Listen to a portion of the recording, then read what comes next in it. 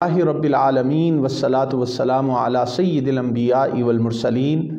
معزز و محترم خواتین و حضرات، محاسبہ نفس کی اہمیت سے کوئی بھی شخص ناواقف نہیں ہے، اور حضرت محمد مصطفیٰ صلی اللہ علیہ وآلہ وسلم نے فرمایا، احبس حواسک، اپنے حواس کو اپنے قابو میں رکھو۔ اپنے حواس کو قابو میں رکھنا انسان کو عظیم بنانے میں ایک بڑا اہم کردار ادا کرتا ہے۔ اللہ سے محبت کرنے میں ہی انسان کی زندگی ہے، اور وہ شخص جو دنیا کی محبت میں گرفتار ہو جاتا ہے وہ محرومی کا باعث بنتا ہے اس شخص کے لیے۔ قرآن پاک میں سورہ الحشر اس کی آیت نمبر 18 میں ارشاد ہوا، یا ایھا الذین آمنوا اتقوا اللہ ولتنظر نفس ما قدمت لغد، اے اہل ایمان اللہ سے ڈرو اور ہر شخص یہ دیکھے کہ اس نے کل کے لیے آگے کیا بھیجا ہے۔ یعنی انسان اپنے گزشتہ اعمال کا محاسبہ کرتا رہے، اور وہ ہر وقت اس فکر میں رہے کہ مجھے اپنے مالک کے سامنے حساب کتاب دینا ہے، اور اگر میں اس کی تیاری نہ کر سکا تو پھر شرمندگی کا سامنا کرنا پڑے گا۔ حضرت عمر رضی اللہ تعالیٰ عنہ کا ایک فرمان جو انہوں نے نقل کیا ہے حضور علیہ الصلاۃ والسلام کے حوالے سے، وہ بیان کرتے ہیں کہ انسان کو اپنا محاسبہ کرتے رہنا چاہیے۔ وہ حضور علیہ السلام کا یہ فرمان بھی نقل کرتے ہیں کہ محاسبہ ہونے سے پہلے اپنے آپ کا محاسبہ کر لو، وزن ہونے سے پہلے اپنا وزن کر لو۔ تو یہاں سے جو بات ہمیں معلوم ہوتی ہے کہ محاسبہ نفس کتنا اہم ہے انسان کی زندگی میں۔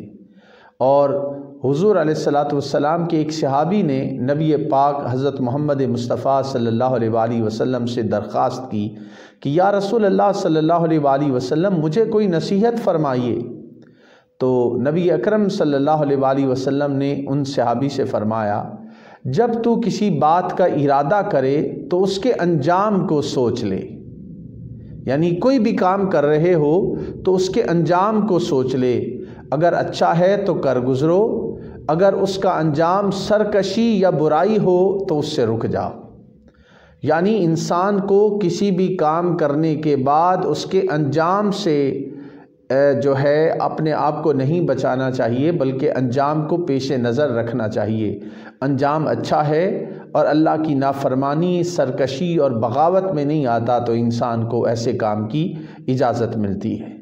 سورہ النور اس کی آیت نمبر 31 میں ارشاد فرمایا گیا، وَتُوبُوا إِلَى اللَّهِ جَمِيعًا أَيُّهَا الْمُؤْمِنُونَ لَعَلَّكُمْ تُفْلِحُونَ، کہ تم سب اللہ کے حضور توبہ کرو اے ایمان والو تاکہ تم مراد پا جاؤ۔ تو مراد کون پا سکتے ہیں؟ جو اللہ رب العزت کے حضور توبہ و استغفار کرتے ہیں، اپنے مالک کی طرف رجوع کرتے ہیں۔ رات کی تاریکی میں حضرت عمر فاروق رضی اللہ تعالیٰ عنہ کا معمول یہ تھا کہ وہ اپنے پاؤں کو درے سے ٹھوکر لگاتے اور اپنے آپ سے پوچھتے، اے عمر آج تو نے کیا عمل کیا؟ یہ وہ اپنے آپ سے سوال کرتے، اپنا محاسبہ خود کرتے کہ سارا دن گزار دیا ہے تو اس سارے دن کو کیسے گزارا ہے، کیونکہ انسان کا محاسبہ اللہ رب العزت نے بھی کرنا ہے۔ تو اسی طرح حضرت عبداللہ بن سلام کا ایک معمول آپ کی نظر کرتا ہوں کہ حضرت عبداللہ بن سلام لکڑیوں کا ایک گٹھا اٹھا کر بازار سے گزرتے ہوئے نظر آئے۔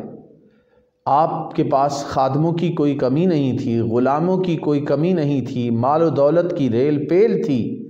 تو لوگوں نے پوچھا، عبداللہ بن سلام یہ آپ نے لکڑیاں کیوں اٹھائیں؟ کسی خادم کو یہ ڈیوٹی سر انجام دینے کے لیے کہہ دیتے۔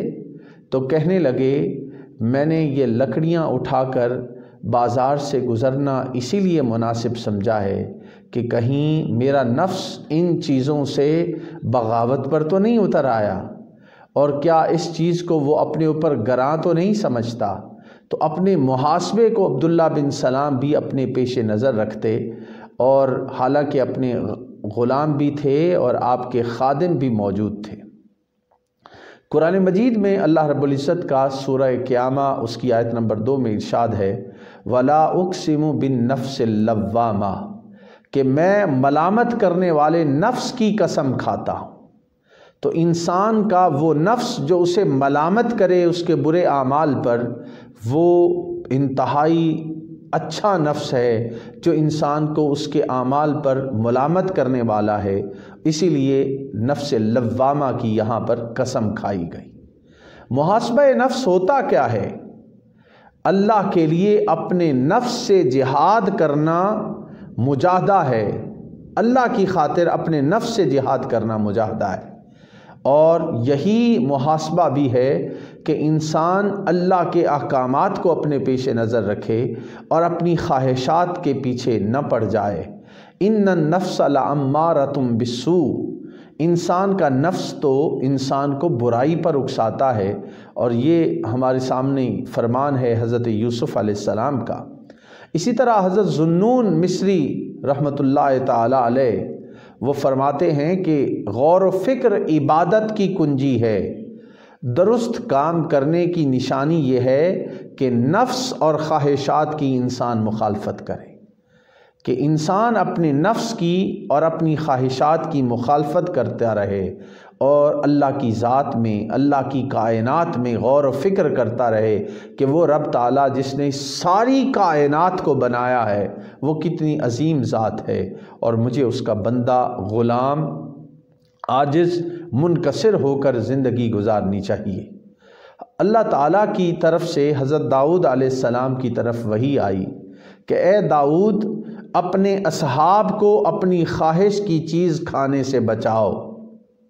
یہ اللہ نے وحی کی حضرت داؤد علیہ السلام کی طرف کہ اپنے ساتھیوں کو اپنی خواہش کی چیز کھانے سے بچاؤ، اس لیے کہ جو دل خواہشات دنیا میں لگے رہتے ہیں ان کی روحیں مجھ سے حجاب میں رہتی ہیں۔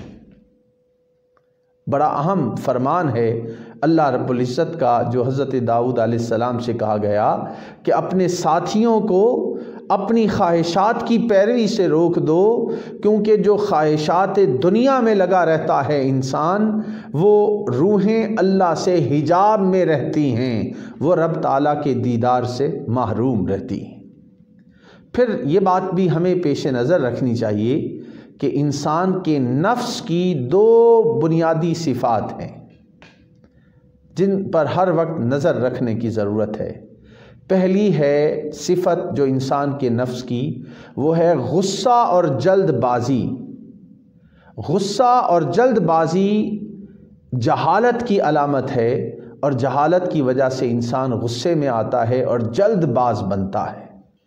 اور دوسری صفت جو انسانی نفس کی ہے وہ طمع ہے، حرص کی وجہ سے انسان طمع کرتا ہے، لالچ کرتا ہے، اور یہ غصہ، جلد بازی اور طمع کرنا، لالچ کرنا، یہ دو چیزیں انسان کو برباد کرنے میں اور اس کو اللہ سے دور کرنے میں بڑا بنیادی کردار ادا کرتی ہیں۔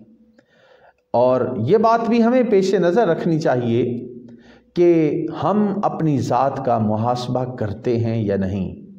اللہ رب العزت نے ہمیں دن اور رات عطا کیا ہے، تو ہمیں دن رات میں محاسبہ نفس کے لیے کوئی وقت ضرور مقرر کرنا چاہیے کہ ہم دن کو بھی اپنا محاسبہ کریں، اور رات جب بستر پر جانے لگیں تو اس وقت بھی اپنا محاسبہ کریں۔ دن کو چاشت کا وقت زیادہ مناسب ہے، اور سونے سے پہلے بھی انسان سارے دن کی جو اس کی زندگی گزری ہے اس پر غور کرے کہ کہاں کہاں اللہ کی نافرمانی ہوئی، کہاں کہاں وہ غفلت میں پڑا رہا، اور پھر وہ یہ عزم کرے کہ میں ان چیزوں کو اپنی زندگی میں دوبارہ نہیں دہراؤں گا۔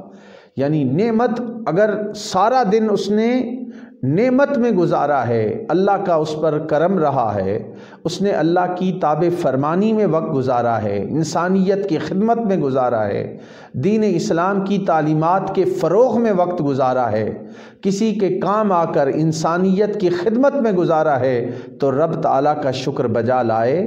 اور اگر وہ آفت دیکھے کہ وہ غفلت میں پڑا رہا، اللہ سے دور رہا اور نافرمانیوں میں اور گناہوں میں گزارتا رہا، تو پھر توبہ و استغفار اللہ کی بارگاہ میں کرے اور آئندہ عزم کرے کہ وہ ان کوتاہیوں سے اپنے آپ کو بچائے گا۔ تو یہ محاسبہ نفس ہر روز صبح و شام کرتے رہنا انسان کو اللہ کی نظر میں بلند کر دیتا ہے، اور اللہ تعالیٰ انسان